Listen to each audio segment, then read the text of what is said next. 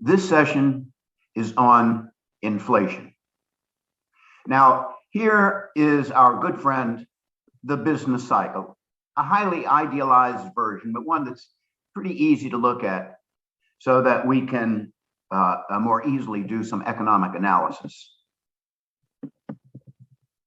Now, as you know, there are undesirable macroeconomic consequences of these fluctuations in the economy, one of which we've already talked about in the previous video, and that was unemployment.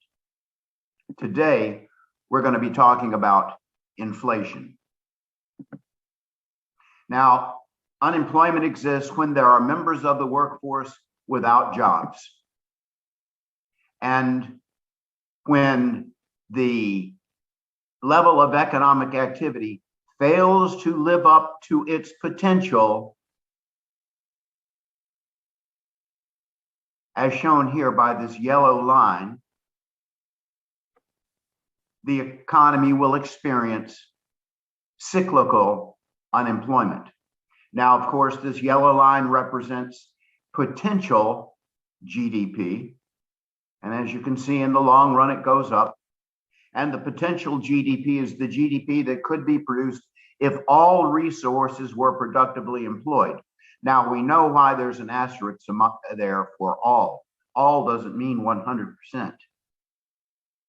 Because as you know, full employment can exist with a 4% unemployment rate. To an economist, that's full employment. Now, that may sound like economics speak to you, but of course, there's a 4% natural rate of unemployment. I don't care how strong the economy is going, there's always going to be a not always, but we can expect there to be a 4% natural rate of unemployment, and that is factored into the potential GDP.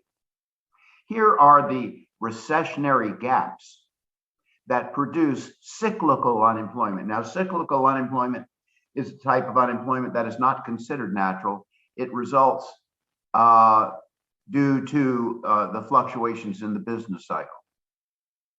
Now, because natural unemployment is factored into the GDP, though, it is possible for the current GDP, the actual GDP, to exceed the potential GDP.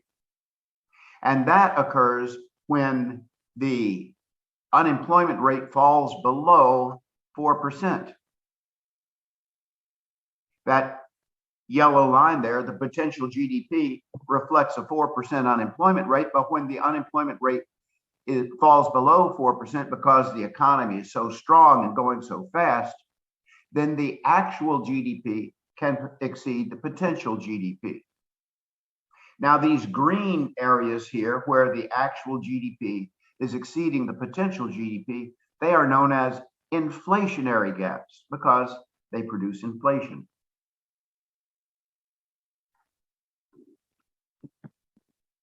Inflation is defined as a rising general level of prices. Inflation doesn't occur when, say, the price of milk or the price of gas or even the price of houses go up. Inflation occurs when most prices tend to rise together. Now, these prices, of course, include the prices of goods, the prices of services, and the prices of resources. And guess what? Your labor is a resource. So you would expect your nominal income to rise during inflation, but not necessarily your real income. Now, keep in mind the difference between nominal income and real income. Nominal income is the amount of money you get. Real income is your purchasing power. And the relationship between these two is this: real income is equal to nominal income divided by the price level. So if your nominal income goes up by, say, 5%, and the price level rises by 8%, even though your nominal income went up, your real income went down by 3%. Now, inflation is the annual percentage change in the CPI. The CPI is the Consumer Price Index. The Consumer Price Index. And we are already familiar with price indices. Indices, that's the plural for index. It's not indexes, it's indices. When we are doing those practice exercises and converting nominal to real GDP. If you'll recall, you had to compute the price index, which was the price level in the current year divided by the price level in the base year. Now, because in those practice exercises on converting nominal to real GDP, there was only one product, we didn't have a consumer price index, a manufacturing price index, a wholesale price index, agricultural price index, none of that. We just had one price index because there was only one product. But in the United States, we have millions of different products that are produced. And so the economists keep track of what is happening in the economy by computing the manufacturing price index to see what's happening in the manufacturing sector, the agricultural price index to see what's happening in the agricultural price sector, the wholesale price index, and a variety of other price indices. But we use the consumer price index to measure inflation because not all of us are manufacturers, not all of us are farmers, not all of us are wholesalers, but 100% of us are consumers. Now, the consumer price index is a weighted average of a market basket of goods and services purchased by the typical consumer. So it's a sampling, but it is a very large sample.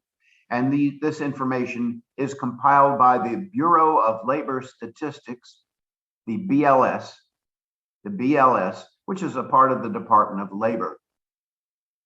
Now, as I mentioned, there are lots of different price indices that economists use to keep track of what's happening in the economy, but we use the consumer price index because we are all, 101% of us are consumers.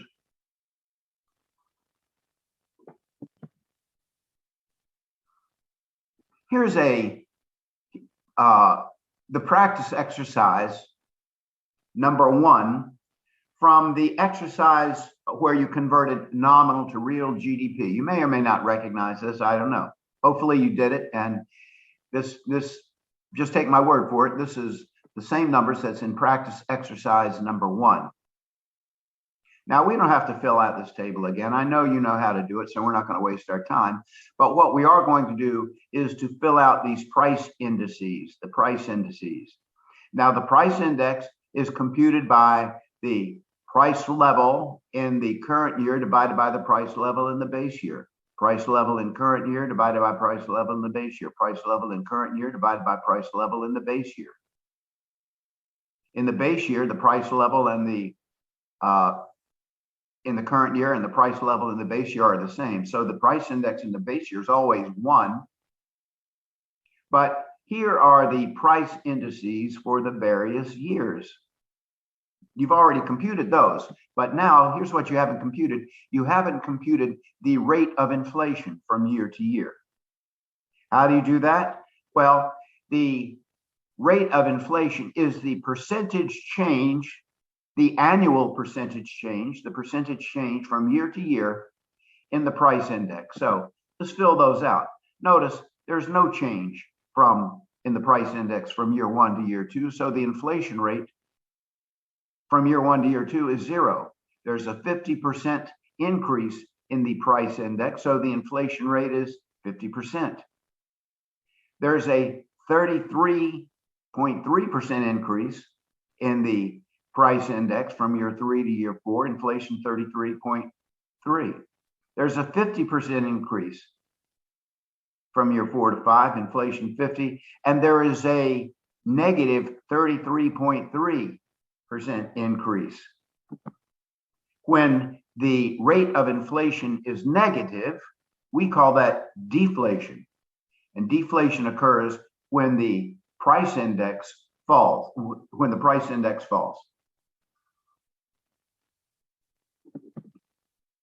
Now, what causes inflation?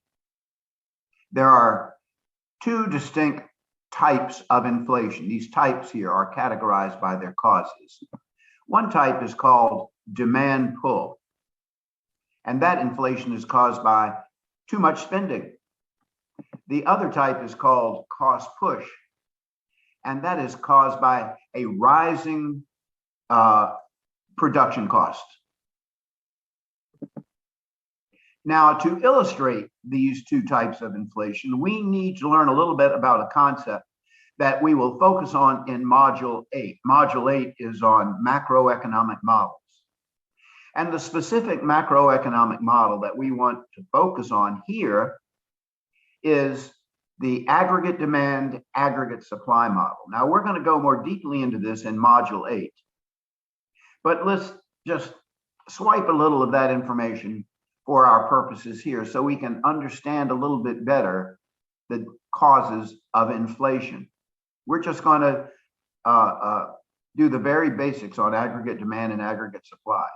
Now, you'll find that it's actually a warm and fuzzy familiar theme because it's essentially basic supply and demand analysis. Now, to aggregate means to add things together. So this is just like supply and demand analysis, but rather than analyzing specific markets like the widget market or the Zerk market or something like that, we're looking at the entire economy. We're aggregating all goods and services together. So let's look at aggregate demand. Now, you'll remember that on the vertical axis in regular old supply and demand analysis, we had price. The price of widgets, the price of Zerks, the price of flanges. But because we are aggregating, we're looking at the price of everything, we're needing to look at some average of all prices. So we'll call this vertical axis the price level. Now, the horizontal axis, you'll recall, was Q for the quantity of widgets or the quantity of Zerks, whatever we were talking about.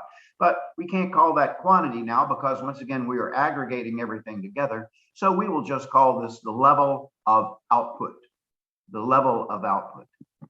Now, the aggregate demand curve is going to slope downward to the right, just like the regular old aggregate demand curve. The higher the price level, the fewer things that people can afford. And so less output will be demanded. The lower the price level, people can afford more things, and therefore the greater amount of output will be demanded, will be purchased. The aggregate demand curve slopes downward to the right, just like the demand curve for individual products. And just like the supply curve,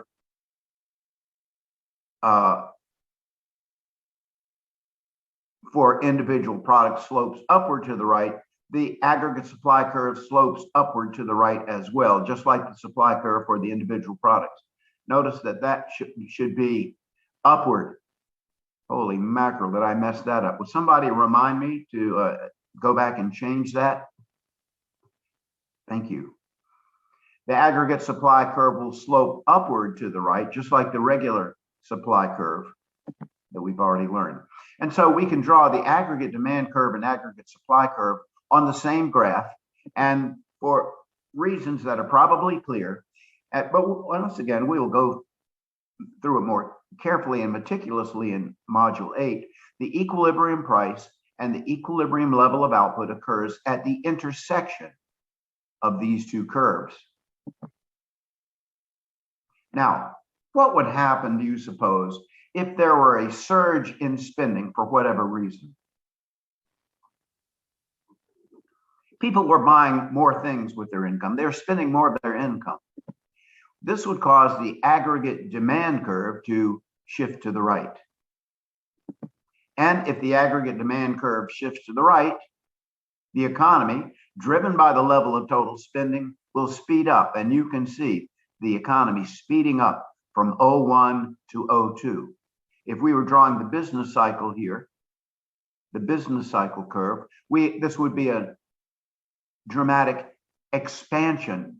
The business cycle would be going up.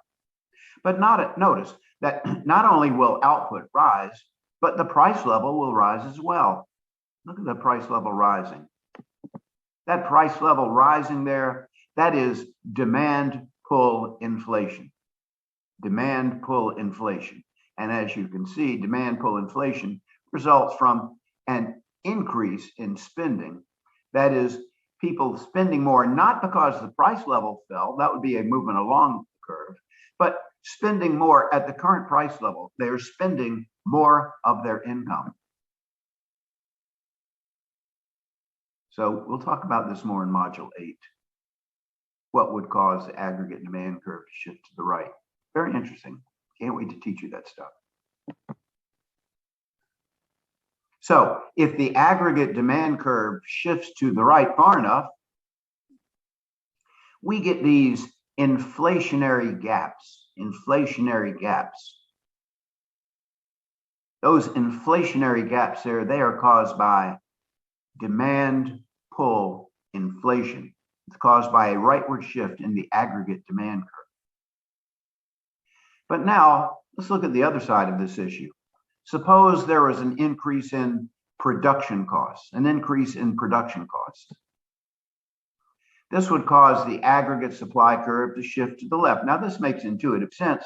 For an individual firm, if there is an increase in production costs, their profits are going to be lower, ceteris paribus, and therefore they are less willing and able to make goods available for sale at a given price level.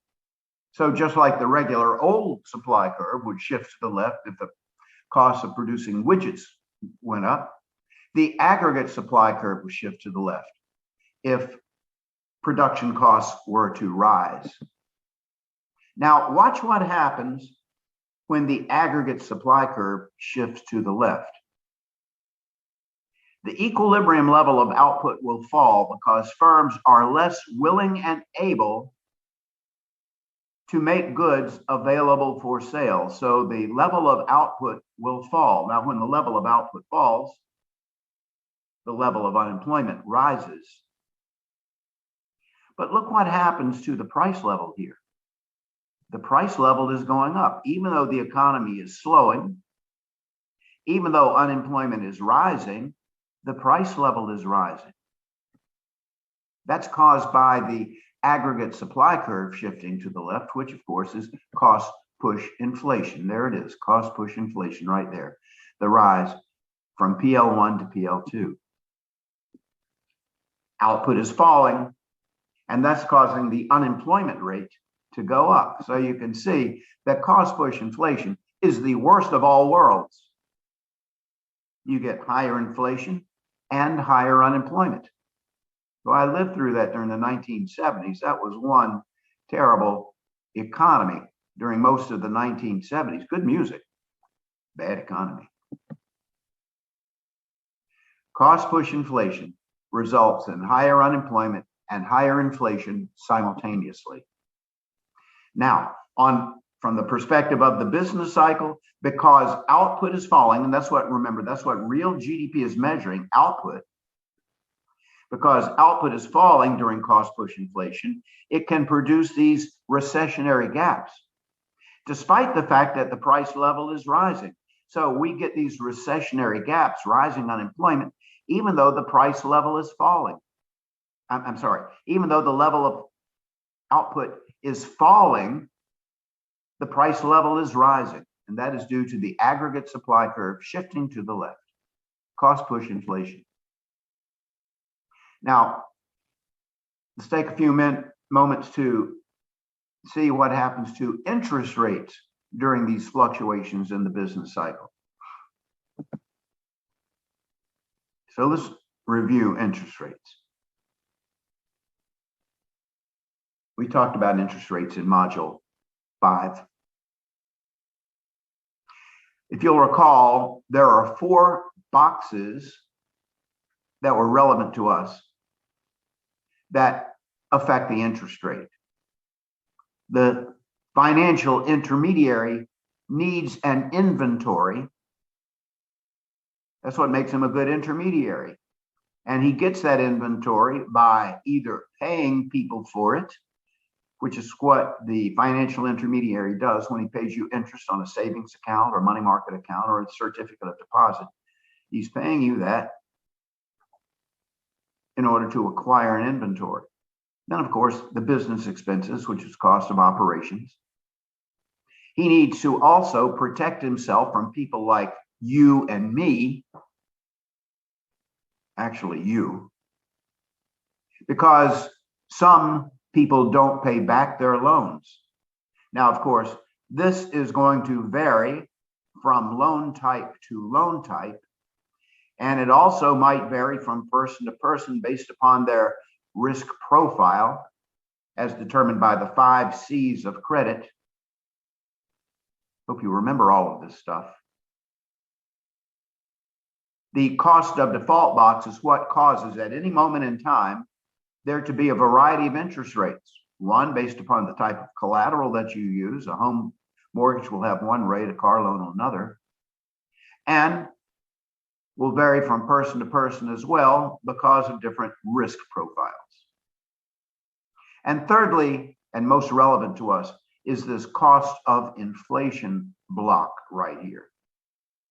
Inflation, a rising general level of prices, eats into the purchasing power value of the dollars that the borrower will pay back to the lender. It eats into the purchasing power value of the dollars that the borrower will pay back to the lender. And so the lender, being aware of this, builds in a buffer and lets inflation eat away at that buffer right there.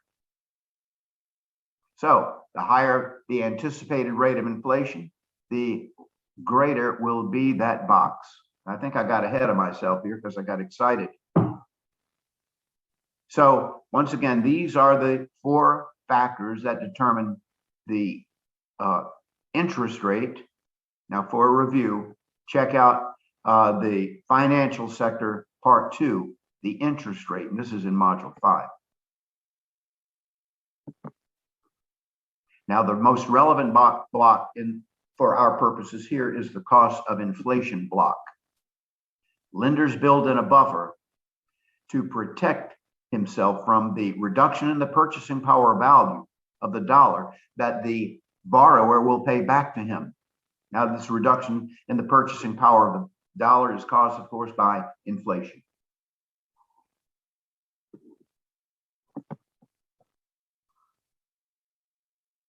Now, a higher rate of anticipated rate of inflation, that doesn't make any sense.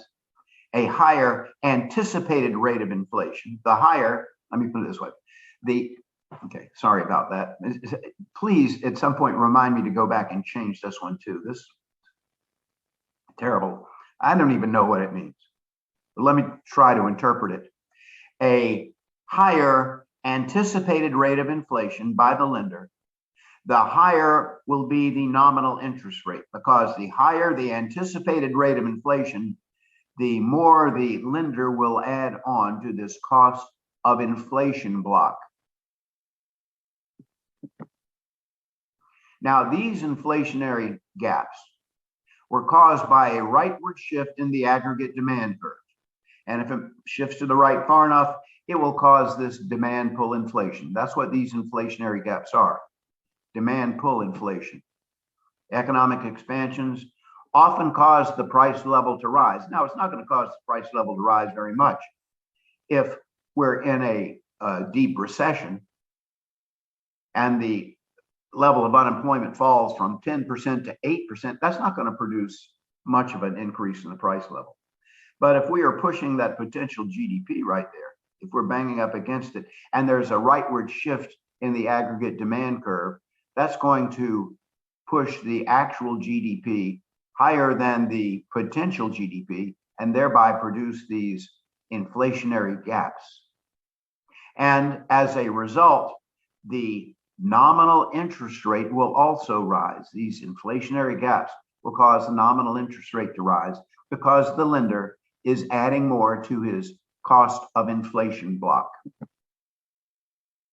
Now, if these recessionary gaps right here, are caused by a leftward shifting aggregate demand curve, the price level will fall.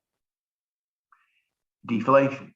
And if the price level falls, the nominal interest rates will fall as well. Even if the rate of inflation falls, nominal interest rates will fall because the lender will add on less to the cost of inflation block. But if these recessionary gaps are caused by a leftward shifting aggregate supply curve, the cost push inflation that will result will cause nominal interest rates to rise. Once again, the lender will be adding more to the cost of inflation block, despite the fact that the economy is sinking into a recession. So during these recessions that were created by a leftward shifting aggregate supply curve, interest rates will rise. Now, finally, let's look at the redistributive effects of inflation. What happens to it? What effect does inflation have on the people? Well, when there's a change in the economy, it will often redistribute wealth from one person to another. I don't care what kind of change it is, any fundamental change in the economy is going to redistribute wealth from one person to another. It's not going to create wealth generally, but it will redistribute wealth. And that is, some people will get richer at the expense of other people. Now, who are the losers from inflation? From whom will wealth be redistributed? Well, one, of course, will be holders of cash. If you hold your wealth in the form of cash, you're going to lose because the purchasing power of that cash is going to go down during inflation. The real or purchasing power value will go down when the price level rises. Now, holders of assets whose return are in the form of cash, whose return on investment is in the form of cash, and this would be bondholders, because bondholders receive their returns and interest in cash, and savers in interest-bearing accounts, people with their money in savings accounts, money market accounts, certificates of deposit, they will also lose during inflation because the purchasing power value of the cash that they will receive will go down. And finally, lenders. Now, even though lenders protect themselves by building in a buffer, if the actual rate of inflation exceeds the buffer, the real interest rate received by the lender will be lower than what he anticipated. So lenders will lose if the actual rate of inflation exceeds the anticipated rate of inflation. So let's take a moment here to look at the real interest rate, the concept of the real interest rate. Now, the nominal interest rate refers to the amount of money the borrower will pay to the lender for services rendered. Remember, the lender provides a service to the borrower. He allows the borrower to have something now, to buy something now, rather than waiting until he pays up enough cash. And this is a service for which the borrower is willing to pay. The payment for this service we call interest. Now this I'll review. But the nominal interest rate refers to the amount of money the borrower will pay to the lender. The real interest rate, however, refers to the amount of purchasing power the borrower will pay to the lender. Now, which is more important? Obviously, it's purchasing power. So the real interest rate is more important than the nominal interest rate. So the relationship between the real interest rate and the nominal interest rate looks like this. The real interest rate is equal to the nominal interest rate minus the actual inflation rate, irrespective of the buffer that the lender builds in. It's the actual inflation rate that's going to determine how much purchasing power was eaten away by inflation. So the real interest rate is equal to the nominal interest rate minus the actual inflation rate. Now, if the actual inflation rate is greater than the buffer that the lender built in to the nominal interest rate to protect himself from inflation, the real interest rate, the purchasing power that the borrower pays to the lender, will be lower than the lender anticipated. So the lender will lose because his real interest rate, his real returns from lending you money will be lower than what he thought he would get. Now, finally, here we've gone through these three right here. Finally, fixed income earners. Although your nominal income will remain fixed, your real income will go down. So if you're on a pension where you get a certain amount of dollars per month, a given amount, a fixed amount that's not going to change from month to month. As inflation roars on, the purchasing power value that you will receive will go down, despite the fact that the amount of money you receive per month will remain the same. People on pension, people retirement, annuities, things like that. Now, who are the winners? The winners will be flexible income earners as opposed to fixed income earners. Now, this would include anyone who receives their income through a commission, like a salesman selling widgets who receives a commission on the amount of widgets that he sells, or someone who has a COLA clause in their labor contract. COLA, cost of living adjustment.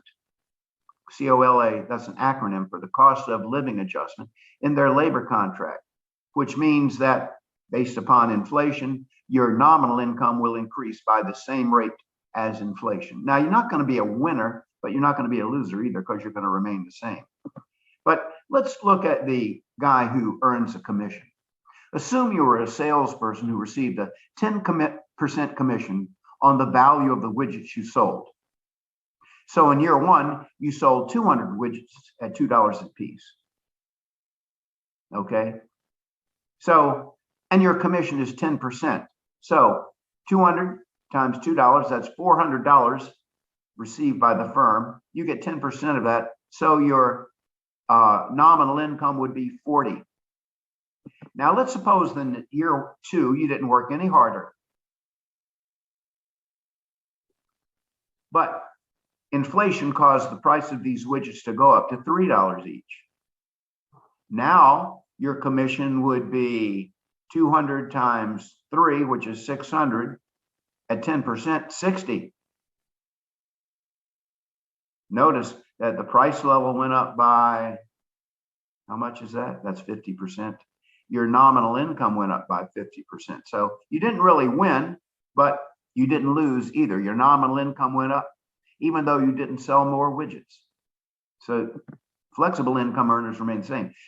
Debtors, they are winners because inflation reduces the real or purchasing power value of the amount that the borrower owes to the lender.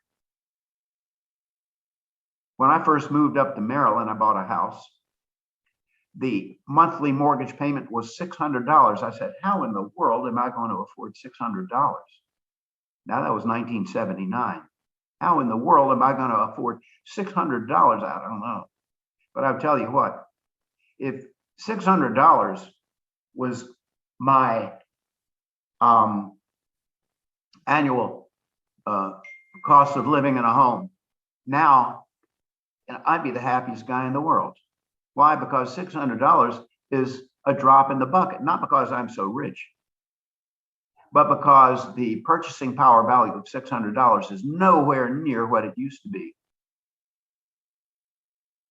So inflation benefits the debtor because it reduces the real or purchasing power value of the dollars that he has to pay back to the lender. These dollars are easier to come by.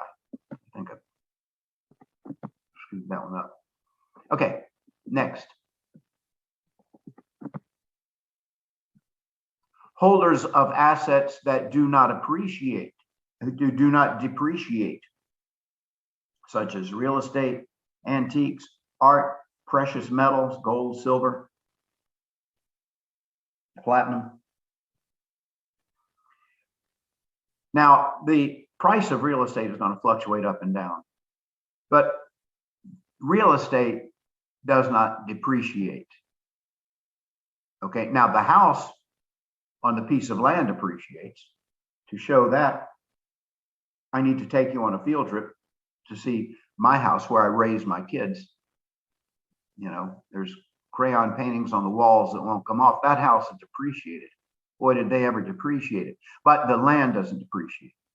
And because the house is a quasi permanently attached to the land, you know, house movers notwithstanding, you know, we consider the whole kit and caboodle, houses and land, real estate. Now, the land does not depreciate. Okay, the land is determined by its location, and that's not going to move. So, as a result, the price of real estate tends to rise during inflation. The price of antiques, they're going to rise during inflation too, because they're not going to lose their value over time. In fact, it's time that gives them value. Art's the same way. Precious metals, they don't depreciate. They're elements. They don't rust, they don't corrode, they don't evaporate.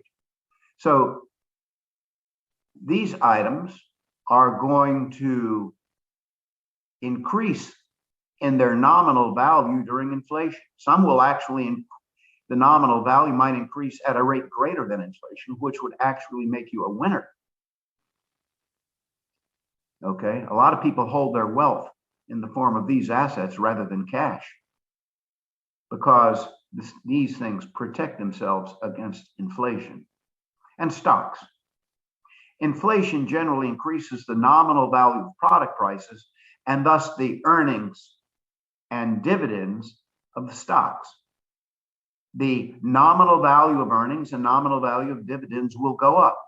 And as a result of these earnings, stock prices will rise as well. Now, one proviso there, keep in mind that inflation is going to cause interest rates to rise, and rising interest rates have a dampening effect on stocks because they make investments less profitable. So here are the winners during inflation. Our next lecture is on the history of the business cycle. And when we finish the history of the business cycle, we will have completed module 6.